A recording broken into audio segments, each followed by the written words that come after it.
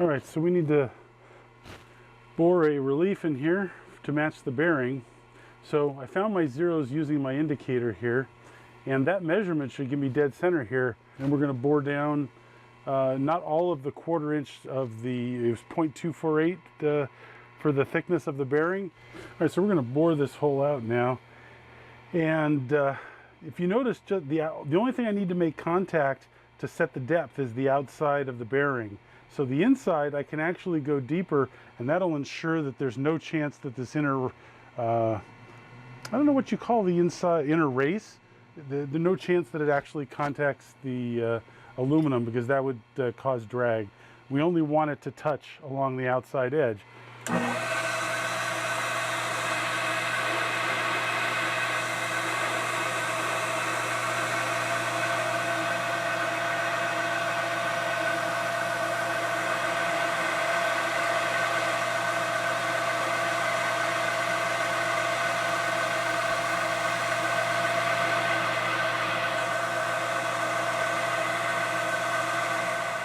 And it looks like we're 1 inch and 14 thousandths.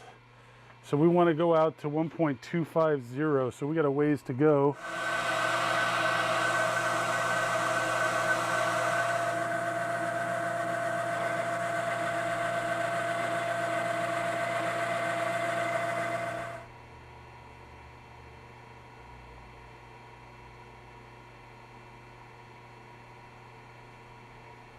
So we're going to try and repair this mistake by making a sleeve to go around the bearing.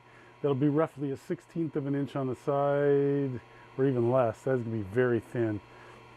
We'll see if we can pull it off. This was a total foop. I'm going to try and recover this so I don't have to remake this whole piece, because that would be less than fun. All right, so we're starting over again. Well, this is the second one. Reference point over here. We look like we're in the center.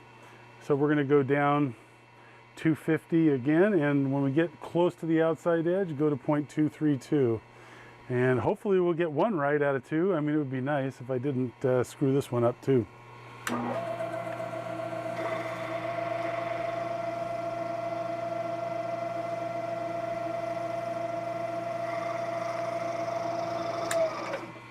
Okay, does that make this a slip fit in there if you get it lined up straight?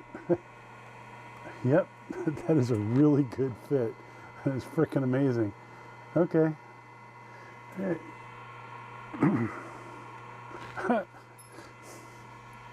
That's impressive. I don't pull that off all that often, so I'm very pleased when I do. All right, well, I got one right. The other, not so much. Now we got to make a sleeve to fix the other one. Sometimes the universe just seems to know you're going to screw up. In my case, I had this perfect piece of material to fix my problem. It's already had a hole in the center that's just about right. So we're going to try and make this one work. All right, so let's get this material to dimension. Outside dimension first.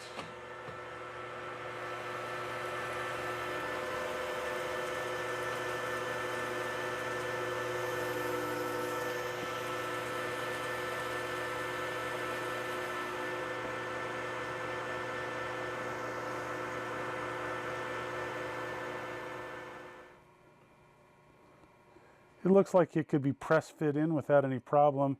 I don't really need a press fit. I'd rather have a sliding fit. So let's go for 1/1000th.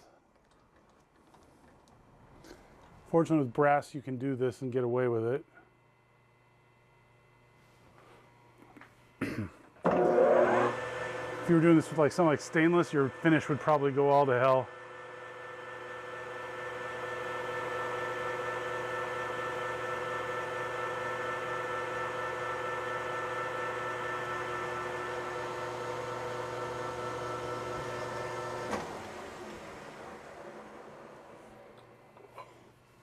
All right, and the test fit. Oh yeah, that's a that gives it a little slop now, which is fine. It's not going anywhere. It's gonna be held in place. So, all right, now the inside. So we're gonna do the inside. It's too shallow to use a telescoping gauge because we only want to go in 232 thousandths. So we're gonna use the inside micrometer instead. It's a little tricky to use, especially since I haven't used it a whole lot. Looks like we're 30 thousandths. So it's 1.030, and we need to go to 125. So we need 95 thousandths off of this guy.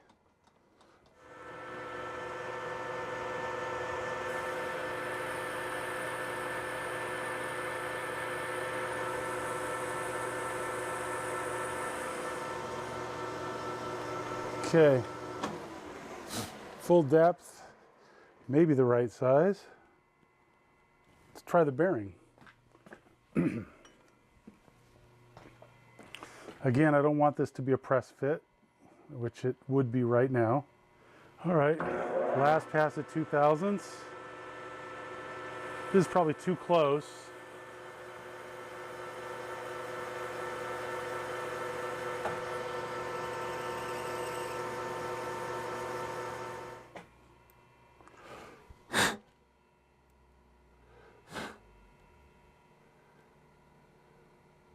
Oh yeah, there we go.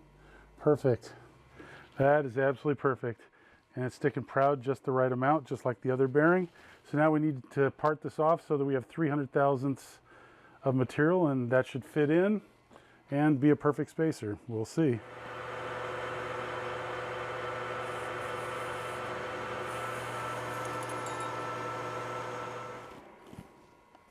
Just got to peel this bit off here. And there is our bearing spacer to fix my mistake. Well, I've disassembled and reassembled this guy so many times you could just scream, but anyways, here goes try number 75. So this guy should just fit in here. It was, yeah, look at that. That's just a great fit. It's just hard to get started. All right, I'm going to put a chamfer on the back of this guy. You can see the ledge for to catch the bearing. I'm going to put a little chamfer on this guy to help start it. Scotch-Brite wheel to the rescue, hopefully. Oh yeah, look at that.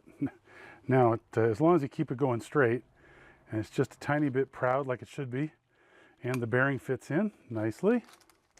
Second bearing goes in this side over here, fits in very nicely. Okay, well, let's see. We've assembled this thing so many times, maybe we'll have solved one of the problems this time. And now I didn't cut these holes together, so now precisely cutting, you know, getting all my measurements right is important, because otherwise these holes won't line up. Okay, that's the one side in place. Now to put this in, it's easier to, oh yeah, I have to remove a little material off the bottom of these things. I forgot, because this sits proud. And when this goes here, this is going to overlap. So we need like the bottom 1/4 inch relieved. Let's see. Yeah, bottom 1/4 inch. So I'm going to just file these really quickly. Take off about 20-30 thousandths each. Put the little notch in the bottoms.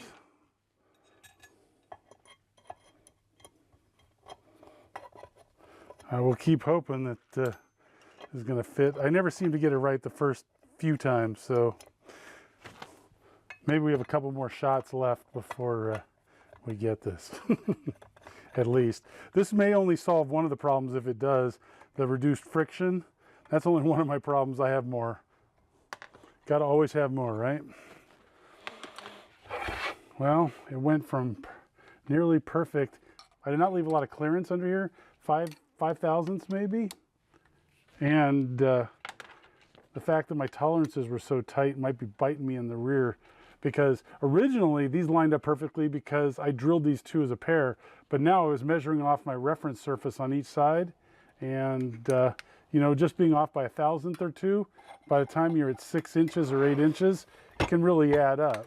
So here you can see it's almost a perfect fit up against this now, rather than have the 5 thousandths clearance I was planning. So you'll notice this is perfectly smooth now, and there is 0 side-to-side play. And I expected there to be a little. I was trying to leave about 2 thousandths aside play, but this doesn't feel like there's any. So maybe that's causing these to splay when I pull them in. I don't know, cause it to buckle strangely. All right, so I took a little off, but I could have done this test first. which I wish I had, but you'll notice, I don't know if you can notice, but I can see here looking at light through, there's a bigger gap on the bottom than there is on the top. So when I tighten this, I'm bending this over, which actually, even to the side, it puts a little stress on this guy here. You ever wake up in the middle of the night and realize how badly you fooped it? Well, that was me last night. After all this work, these are so beautifully done. And then I realized I can't do this. If I have these parts, these bearings sticking out proud, the needles are going to come down and potentially catch on them, because you'll see the funnel comes in here. And part of this is right towards the bottom of the funnel.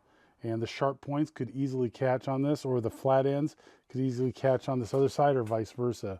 So I can't have anything standing proud, which means I need these to be flush with the surface of the aluminum, and then I can use bushings on the shaft to space it out so that there isn't any play. So that was a total screw up on my part, and I got to fix that. So I got to remake a brass part so that this thing sits all the way flush, and I've got to rebore this side so that this bearing fits all the way flush. You gotta love it. There would be a potential to remachine this part so that the bearing sits flush, because the brass itself sits flush. But I don't know how to hold this without crushing it. I'm not sure that I can. So I think we'll just make another one from scratch. That'll be number 3. We're gonna get very good at making these. Turns out I was able to grab this in my 6-jaw chuck, the brass piece, and just turn it down. I didn't show that because I didn't think it was gonna work. So I was just seeing if I could do it before I made my new one. But it did work, and we are now, I put it 2/1000ths below the surface, so we should be good. So we just need to bore out this one.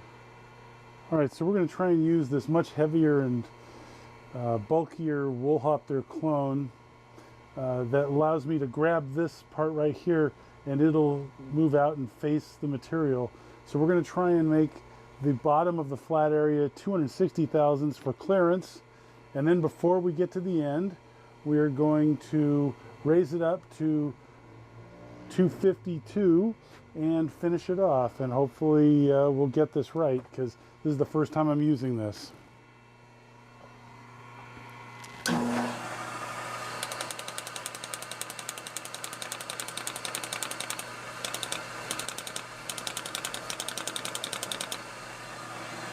Okay, all right, now we're at 252. Let's see how it goes. Like I said, I've never used this. I'm going to slow this down a little bit.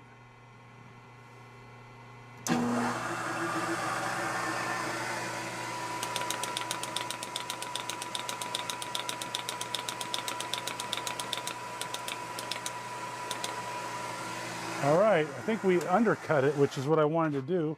I think that's it. I think we got it right on. Wow, that was much easier than I thought it was going to be. So now, what you do is, when you're done, I undercut it a little bit so that I guaranteed that the square edge of the ball bearing would go all the way to the bottom. And then I rotate this guy like this, and you pull it back to the middle, and I believe you're done. I think that should be all there is to it. That was too easy. I'm a little nervous about that. I got to tell you, the finish on the bottom of this is outstanding. Before we go away, I'm going to measure the depth here. So it looks like the depth ended up being about 253.5. That's fine. That'll work. I'm going to make bushings to take up the rest. By the way, if you're wondering who made this, this was made by Enco for MSC, made in France. And it's a very nicely made and ground tool. It's much bigger and heavier than the Woolhopter, so the German version definitely has an advantage, but it works. So I reassembled this guy to figure out what size bushings I need on either side of this. They're going to be fairly thin, like 10 or 15 thousandths a piece, but the screws lined up perfectly down here. No fuss, no muss. Look, surprise, surprise, this fits perfectly. I did not need to remove any material off this at all, which makes me think now I should flip this over so I'm back to the sharp edge on the bottom, because I wouldn't want the pins, the needles, to get stuck in there. So I'm going to consider that, but now that's what we're looking for. So I just need to make the bushings. I need to figure out what that spacing is going to be. Popping a feeler gauge in there. So the gap is about 26 thousandths. So I want a little bit of slop, so I'm thinking about doing maybe 11 thousandths a side. I think that's what we'll shoot for. All right, so we're working with brass again for the bushings. And we're just gonna face this guy off. All right, so let's hollow this guy out. Start with center drill.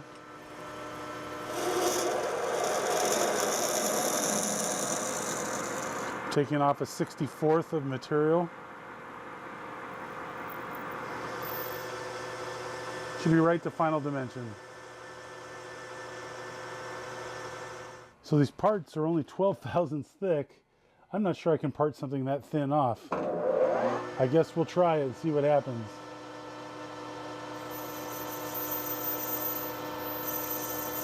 The width of the cutter, this is my narrow parting tool, and the width of the cutter is 77 thousandths.